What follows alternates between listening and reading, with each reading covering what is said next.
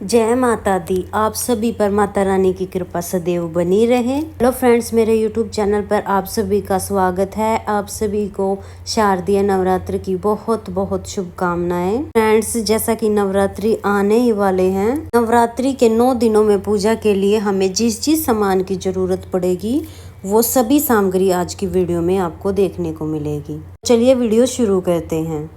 सबसे पहले तो नवरात्रि की पूजा आप जहाँ पर भी करेंगे, या तो आप मंदिर में कर रहे हैं, उसके आसपास कर रहे हैं, या अलग से चौकी लगाकर आप पूजा कर रहे हैं, तो आप डेकोरेशन करना चाहते हैं तो इस तरह से आप आर्टिफिशियल फ्लावर की माला से जो है डेकोरेशन कर सकते हैं, लड़ी से डेकोरेशन कर सकते हैं। नवरात्रि की पूजा करने के लिए सबसे पहले हमें एक चौकी या पटड़ा चाहिए होगा।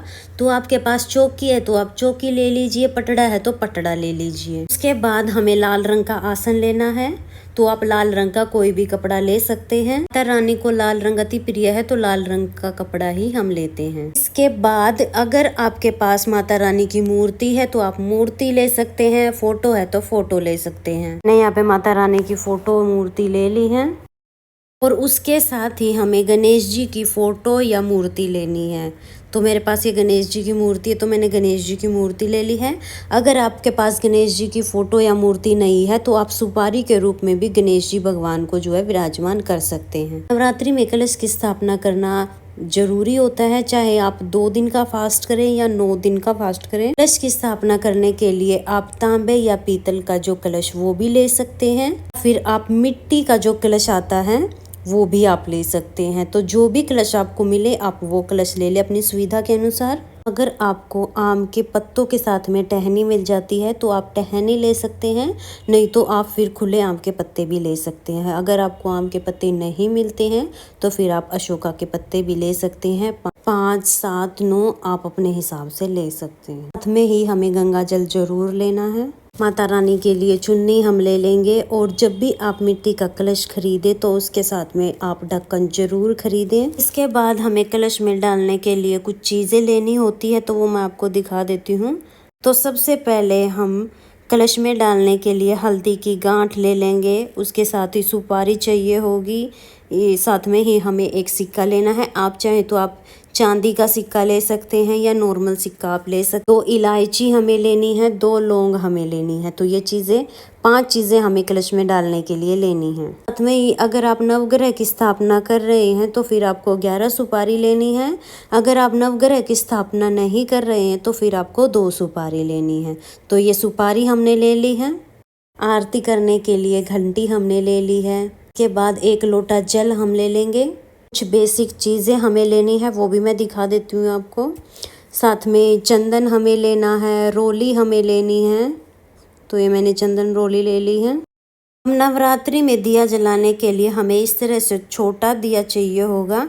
पीतल का जो दिया जलाया जाता है, तरीका करेंगे तो इस तरह से आप दिया ले लें। अगर आप अखंड ज्योत जलाना चाहते हैं तो फिर आपको बड़ा पीतल का दिया लेना है, या इस तरह से जो मिट्टी का बड़ा दिया आता है उसमें भी आप अपनी अखंड ज्योत जला सकते हैं। अखंड ज्योत की बाती आप घर पे भी कलावे से बना सकते हैं, या मार्केट में आपको जहाँ पूजा का सामान मिलता है वहाँ पे भी आपको आसानी से मिल जाएगी। हवा हाथ की बाती पूरे 9 दिन तक आराम से जलती है। तो आप इस तरह से जो है बाती ले लें।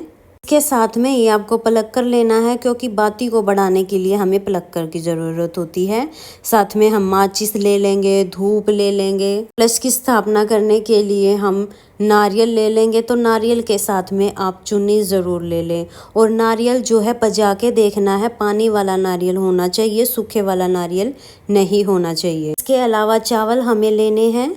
तो चावल हमें थोड़ी ज़्यादा मात्रा में लेने हैं, क्योंकि हमें अष्टदल कमल भी बनाना है और डेली की पूजा के लिए भी हमें चावल समर्पित करने हैं। तो चावल आप थोड़ी ज़्यादा मात्रा में ले लें। इसके साथ ही वस्त्र स्वरूप समर्पित करने के लिए आप कलावा ले लें, जनेऊ ले लें। इसके बाद माता रानी के लिए 16 श्रृंगार लेना है।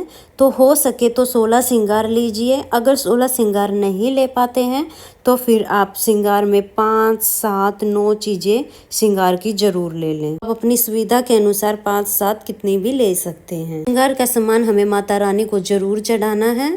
इसके अलावा नवरात्रि में जो बोए जाते हैं तो उसके लिए हमें इस तरह का जो कुंडा आता है, ये कुंडा लेना है। ये छोटा साइज भी आता है, मीडियम भी आता है, बड़ा भी आता है, तो आप अपनी सुविधा के अनुसार ले सकते हैं। आप कुंडा नहीं लेना चाहते हैं तो आप फिर थाली में या फिर जो डोंगा आता है उसमें भी जवारे उगा सकते हैं। मैंने यहाँ पे मिट्टी का कुंडा ले लिया है, जो ले लिया है। नवरात्रि की पूजा में एक छोटा सा हवन किया जाता है, जिसके लिए मैंने यहाँ पे ये मिट्टी का हवन कुंड ले लिया है। इस तरह से मिट्टी का हवन कुंड ले सकते हैं। ऐसा नहीं है तो सिर्फ ऐसे ये छोटे वाला सिंपल भी आप मिट्टी से घर में भी बना सकते हैं। पास ये छोटा सा प्यारा सा मिट्टी का हवन कुंड था तो मैंने ये भी दिखा दिया आपको ऑप्शन में, अगर मिट्टी का बनाना चाहे तो। या फिर ये ढक्कन तो सभी के पास होते हैं, ये मटके का ढक्कन आता है, इस पे भी जो है आप अपना हवन कर सकते हैं। हवन करने के लिए हमें कपूर की जरूरत पड़ेगी, तो आप कपूर भी ले लीजिए।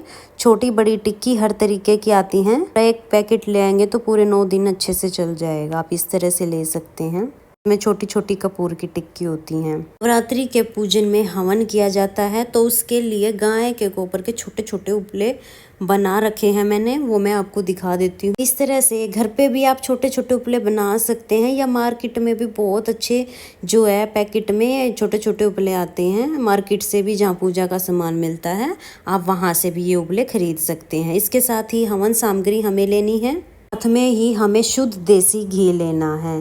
तो अगर आप अखंड जोत जला रहे हैं तो लगभग 1.25 किलो के आसपास आपका घी लग जाएगा, या आप सिंपल जोत जला रहे हैं तो उसके लिए भी हमें शुद्ध देसी घी लेना है, तो फिर कम लेना है। साथ में ही हमें हवन में भी डालना होता है घी, तो आप अपनी सुविधा के अनुसार ले लें।